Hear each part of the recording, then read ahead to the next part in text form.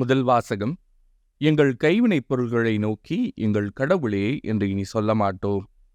இறைவாக்கினர் ஓசேயா நூலிலிருந்து வாசகம். அதிகாரம் 14, இறைவசனங்கள் 1 முதல் 9 முடிய. ஆண்டவர் கூறியது: இஸ்ரேலே, உன் கடவுளாகிய ஆண்டவரிடம் திரும்பி வா. நீ உன் தீச்செயலால் வீழ்ச்சியுற்றாய். இம்மொழிகளை ஏந்தி ஆண்டவரிடம் திரும்பி வந்து இவ்வாறு சொல்லுங்கள்: தீவினை அனைத்தையும் அகற்றியருளும், நன்மையானதை ஏற்றுக்கொள்ளும். நாங்கள் எங்கள் வாய்மொழியாம் கனிகளை உமக்கு அளிப்போம். அசீரியர் எங்களை விடுவிக்க மாட்டார்கள். குதிரை மேல் நாங்கள் ஏற மாட்டோம். எங்கள் கைவினைப் பொருளை நோக்கி எங்கள் கடவுளே என்று இனி சொல்ல மாட்டோம். திக்கற்றவன் உம்மிடத்தில் பரிவை பெறுகிறான் எனச் சொல்லுங்கள். அவர்களுடைய பற்றுறுதியின்மையை நான் குணமாக்குவேன். அவர்கள் மேல் உளமாற அன்பு கூறுவேன்.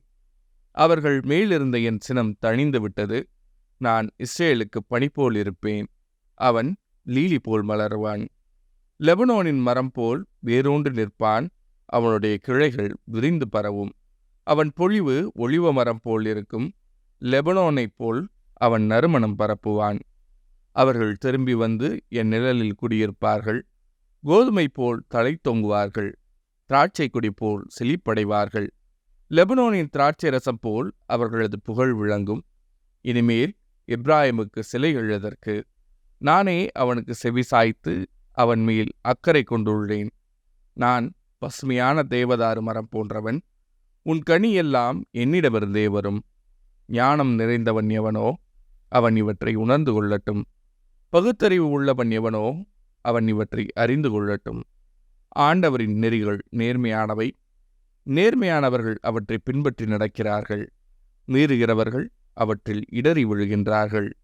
இது ஆண்டவரின் அருள்வாக்கு. இறைவா, உமக்கு நன்றி. பதிலுரை பாடல். உன் கடவுளாகிய ஆண்டவர் நானே. என் மக்களே, எனக்கு செவி கொடுங்கள். நான் அறியாத மொழியை கேட்டேன். தோளினின்று உன் சுமையை அகற்றினேன். உன் கைகள் கூடையினின்று விடுதலை பெற்றன. துன்ப வேளையில் என்னை நோக்கி மன்றாடினீர்கள். நான் உங்களை விடுவித்தேன். உன் கடவுளாகிய ஆண்டவர் நானே. என் மக்களே, எனக்கு செவி கொடுங்கள். இடிமுழங்கும் மறைவிடத்தினின்று நான் உங்களுக்கு மறுமொழி கூறினேன். மெரிபாவின் நீருற்று அருகில் உங்களை சோதித்தேன். என் மக்களே, எனக்கு செவி கொடுங்கள். நான் உங்களுக்கு எச்சரிக்கை விடுக்கின்றேன். இஸ்ரேலரே, நீங்கள் எனக்கு செவிசாய்த்தால் எவ்வளவு நலமாயிருக்கும். உன் கடவுளாகிய ஆண்டவர் நானே.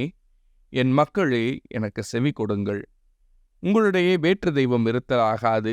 நீங்கள் அந்நிய தெய்வத்தை தொழலாகாது. உங்களை எகிப்து நாட்டினின்று அழைத்து வந்த கடவுளாகிய ஆண்டவர் நானே. உன் கடவுளாகிய ஆண்டவர் நானே. என் மக்களே, எனக்கு செவி கொடுங்கள்.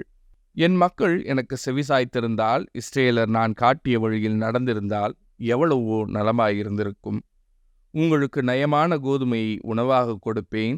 உங்களுக்கு மழைத்தேனால் நிறைவழிப்பேன். உன் கடவுளாகிய ஆண்டவர் நானே. என் மக்களே, எனக்கு செவி கொடுங்கள். நற்செய்தி வாசகம். நம் ஆண்டவராகிய கடவுள் ஒருவரே ஆண்டவர். அவரிடம் அன்பு கூர்வாயாக. மார்க் எழுதிய தூய நற்செய்தியிலிருந்து வாசகம். அதிகாரம் 12, இறைவசனங்கள் 28 முதல் 34 முடிய. அக்காலத்தில் மறைநூல் அறிஞருள் ஒருவர் இயேசுவை அணுகி வந்து, அனைத்திலும் முதன்மையான கட்டளை எது என்று கேட்டார். அதற்கு இயேசு, இஸ்ரேலே கேள். நம் ஆண்டவராகிய கடவுள் ஒருவரே ஆண்டவர். உன் முழு இதயத்தோடும் முழு உள்ளத்தோடும் முழு மனத்தோடும் முழு ஆற்றலோடும் உன் ஆண்டவராகிய கடவுளிடம் அன்பு கூர்வாயாக என்பது முதன்மையான கட்டளை. உன் மீது நீ அன்பு கூர்வது போல் உனக்கு அடுத்திருப்பவர் மீதும் அன்பு கூர்வாயாக என்பது இரண்டாவது கட்டளை. இவற்றை விட மேலான கட்டளை வேறு எதுவும் இல்லை என்றார். அதற்கு மறைநூல் அறிஞர் அவரிடம், நன்று போதகரே, கடவுள் ஒருவரே. அவரை தவிர வேறு ஒரு கடவுள் இல்லை என்று நீர் கூறியது உண்மையே. அவரிடம் முழு இதயத்தோடும் முழு அறிவோடும் முழு ஆற்றலோடும் அன்பு செலுத்துவதும், தன்னிடம் அன்பு கொள்வது போல் அடுத்திருப்பவரிடம் அன்பு செலுத்துவதும் எரிபழிகளையும் வேறு பழிகளையும் விட மேலானது என்று கூறினார். அவர் அறிவுத்திறனோடு பதிலளித்ததைக் கண்ட இயேசு அவரிடம், நீர் இறையாட்சியின் என்று தொலையில் இல்லை என்றார். அதன்பின் எவரும் அவரிடம் எதையும் கேட்க துணியவில்லை. இது ஆண்டவரின் அருள்வாக்கு. கிறிஸ்துவே, உமக்கு புகழ்.